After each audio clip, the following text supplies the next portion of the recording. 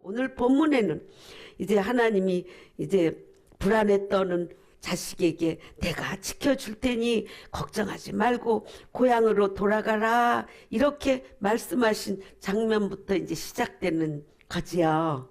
그래서 이제 20년 전 야곱은 부모 곁을 떠나 하란을 향해 가던 중에 어둠이 밀려와는 밤중을 맞게 되었을 때 그 광야에서 낮에는 그렇게 뜨거웠는데 그 이 밤에는 찬설이 맞으며 그러면서 돌베개 삼고 누워 잘 때 그가 그 마음이 얼마나 처량했겠어요.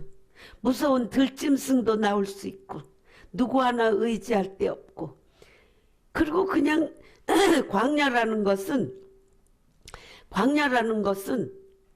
뭐 하나 이렇게 의지할 데가 없고 막힌 것도 없어요. 그냥 벌판이잖아요. 그냥 마른 땅. 풀나무들이 다 말라서 그냥 다 가시 같은 것들, 가시덤불 같은 것들. 그곳 베델에서 하나님을 만난 첫 번째 영적 체험인 사닥다리가 하늘과 땅에 연결되는 꿈을 꾸었지요. 그리고 하나님의 생생한 목소리로 복의 언약을 받았지요. 나는 베델의 하나님이라. 하나님이 확고한 보호와 인도의 확증이었지요. 언약의 신실한 증표를 가슴에 안고 살아왔는데 그동안 그 꿈을 갖고 인내하였는데 이제는 내 조상의 땅, 내 족속에게로 돌아가라. 내가 너와 함께 있으리라. 이렇게 말씀하신 거예요. 야곱은 그동안 긴장을 놓지도 않고 20년 세월을 정말 줄다리기 하듯 달려왔지요. 7년은 라헬을 위해서, 또 7년은 다시 라헬을 구하기, 다시 얻기 위해서, 그리고 6년이라는 자기 재산을 만드는 기간을 하나님이 주신 기간, 6년 동안에 하나님이 그렇게 큰 재산을 주신 거예요. 하나님이 함께 하시지 않았으면 당신대로라면 내가 빈손으로 가게 될 건데 하나님이 이렇게 만들어 주신 거다, 그렇게 분명히 말할 수 있잖아요. 아멘이시죠? 오늘 우리들의 현실에도 이건 하나님이 하시는 거구나. 그렇구나. 그래서 이렇게 나는 성취해 드려야 되는구나. 그걸 총도 지휘해야 되는구나. 의무감이 있어요. 근데 의무감이 어깨만 무거운가요? 하나님이 하신다죠. 아멘이시죠? 오늘 야곱이 하나님의 허락하심을 받고 온 가족과 재물을 가지고 라반에게 말하지 않고 가만히 떠났습니다. 가만히 떠났어요. 이를 뒤따라 추격하는 라반이 그의 형제들을 거느리고 7일간을 달려왔지만 하나님께서 야곱을 만나는 전날 밤에 라반에게 말씀합니다. 너는 삼가 야곱에게 선악 간에 말하지 말라. 악한 것, 선한 것 그거 따지지 마. 네가 군번이 그거 아니야. 그건 내가 알아. 하나님이 분명히 이렇게 경고하심으로 라반은 야곱에게 못 덤벼들었지요. 아멘이시죠? 그때 야곱은 자기의 속마음을 토설합니다. 속의 것을 다 토하듯이 토설해요. 우리 아버지 하나님, 아브라함의 하나님, 이삭의 경외하는 이가 나와 함께 계시지 아니하셨더라면 외삼촌께서 이제 나를 빈손으로 돌려보내셨으리다마는 하나님이 내 고난과 내 손의 수고를 보시고 어젯밤에 외삼촌을 책망하셨나이다. 이렇게 토설한 거예요. 여러분, 우리는 언제든지 떳떳한 삶을 살아야 돼요. 거짓말하고 속이고 그러면 안 돼요. 하얀 거짓말도 제가 하지 말라 그러죠? 하얀 거짓말도 하면 안 돼. 야곱 라반의 이제 언약이 세워지죠. 그렇게 추격해 왔을 때 따지는 게 아니라, 물론 안 따진 건 아니죠. 자기의 신 그거 누가 가졌냐 막 하면서 했지요. 그러나 그 언약, 미스바라고 하는 그 언약에 중요한 의미가 있지요. 우리가 서로 떠나 있을 때에 여호와께서 나와 너 사이를 살피시옵소서. 누가?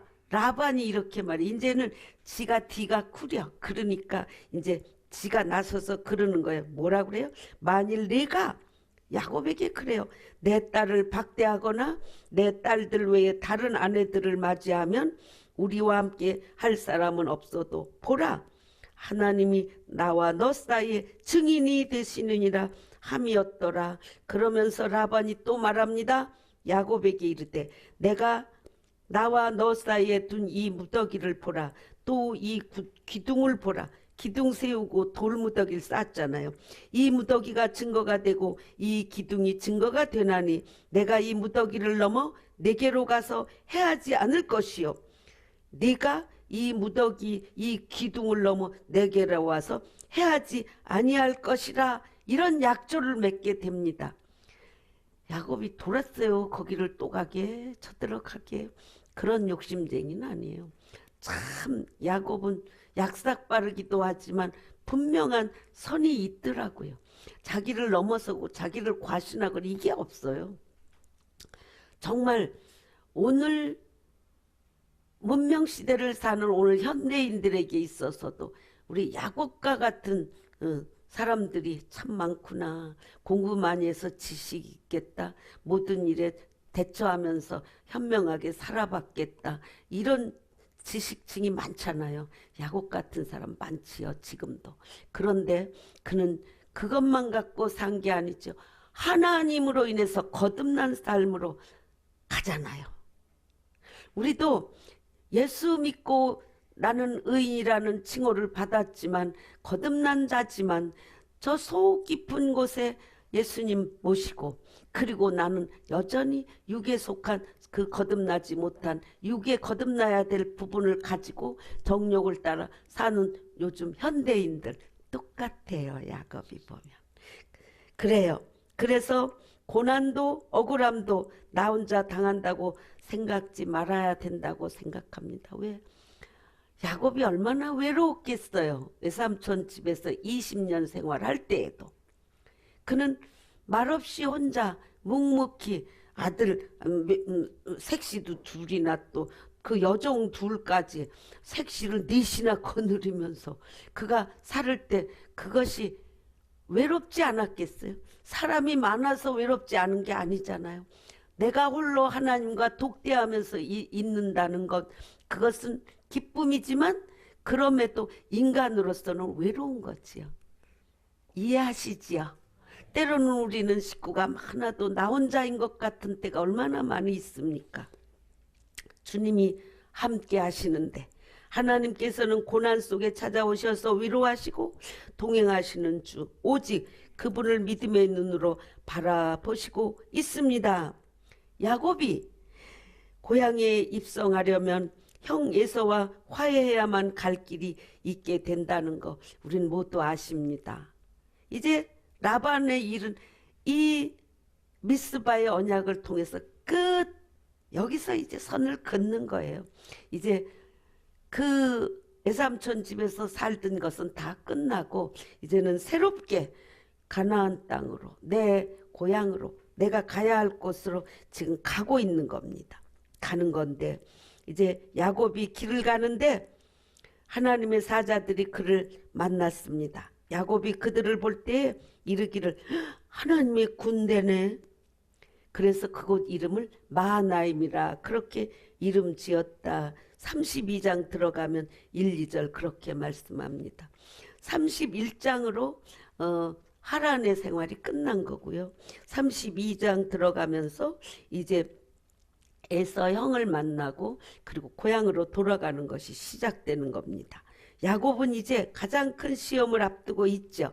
20년 전 자신이 속였던 형 에서를 만나러 가야 하는데 하나님의 사자인 천사들이 나타나 하나님의 군사들이네. 왜 하나님의 군사들이 나타났을까 해요. 아무리 책을 읽어도 또 주석을 읽고 해도 그거에 대해서 설명한 부분이 없더라고요.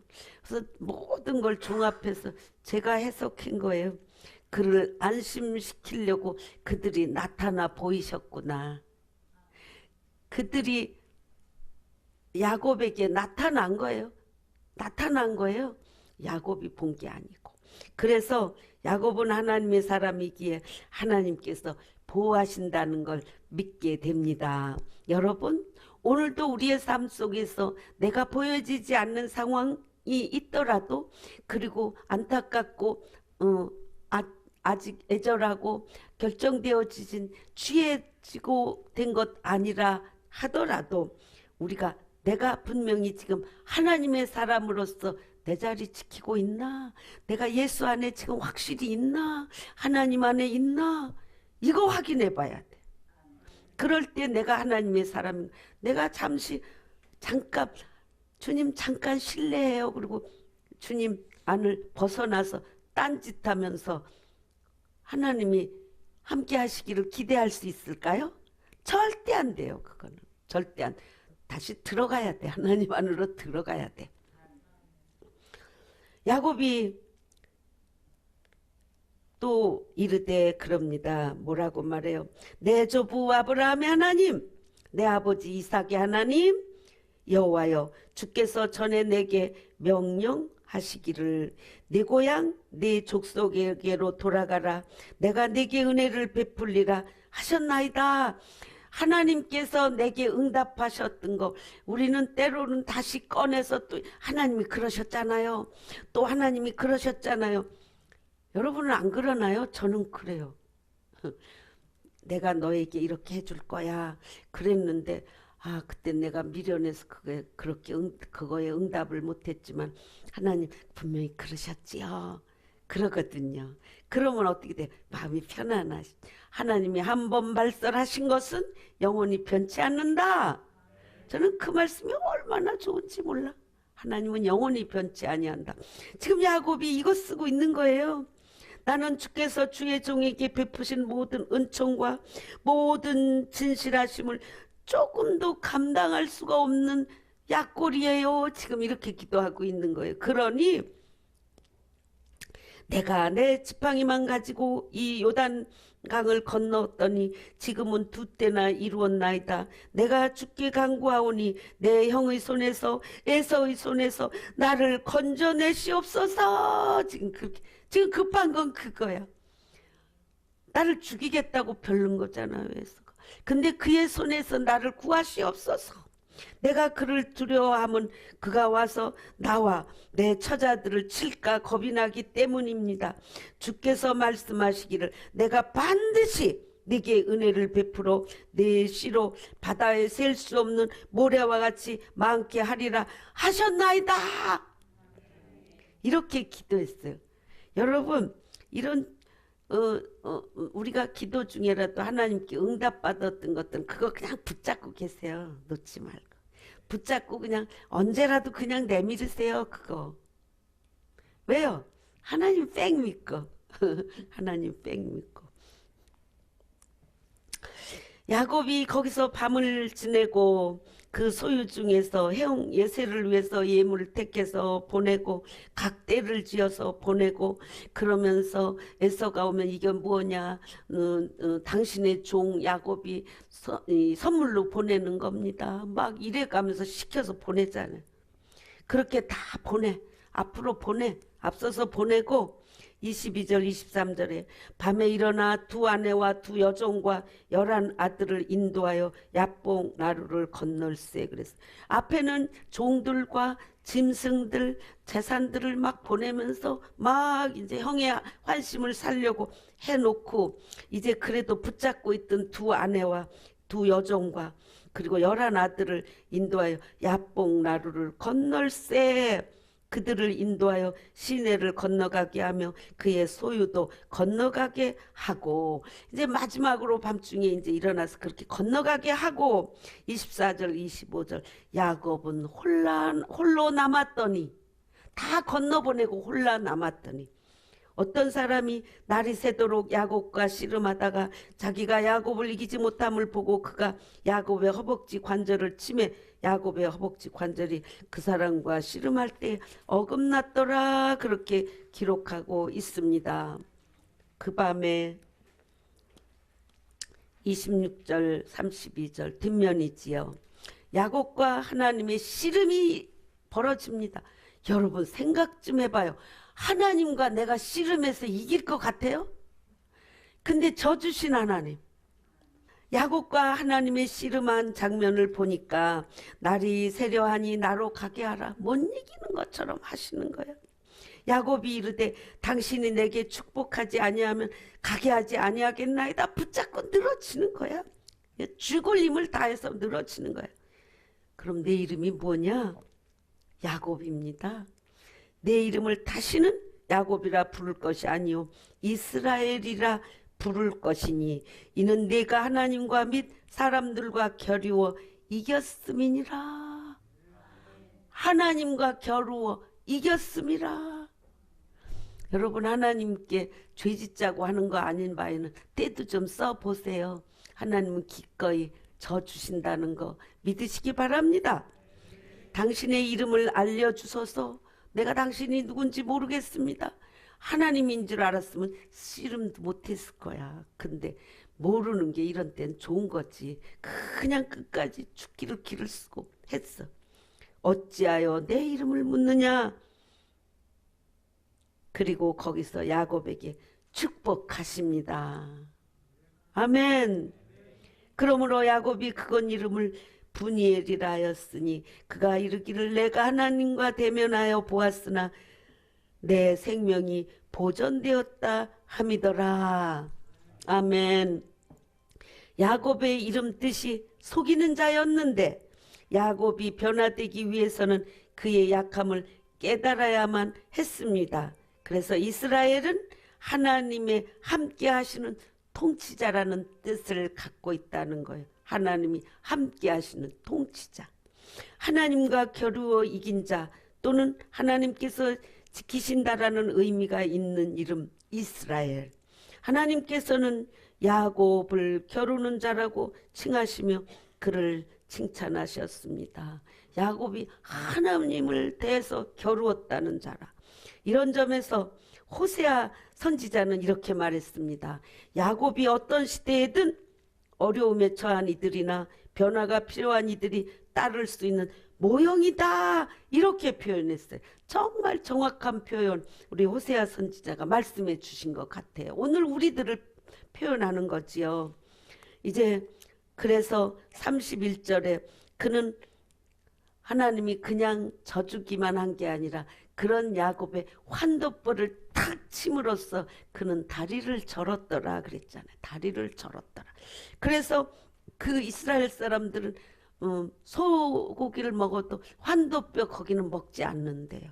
이제 그런다는데 하나님의 사람으로서 성품의 변화를 위해서는 자아의 죽음이라는 대가가 따른다는 것을 상징적으로 보여주고 있다라고 신학자들은 그렇게 표현합니다.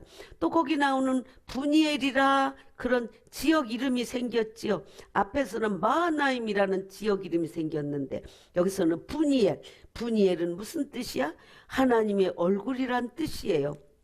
하나님과 가장 가까이 교제하고 은혜를 체험한 사실을 기념하는 지명이죠. 에서의 손에서 구해달라는 자신의 기도가 응답받은 것을 인정하는 것, 즉 하나님을 만나고도 살아남았다면 에서를 만나도 살아남게 될 것이라는 것이죠. 하나 보면 둘을 알 수 있지요. 아멘이시죠.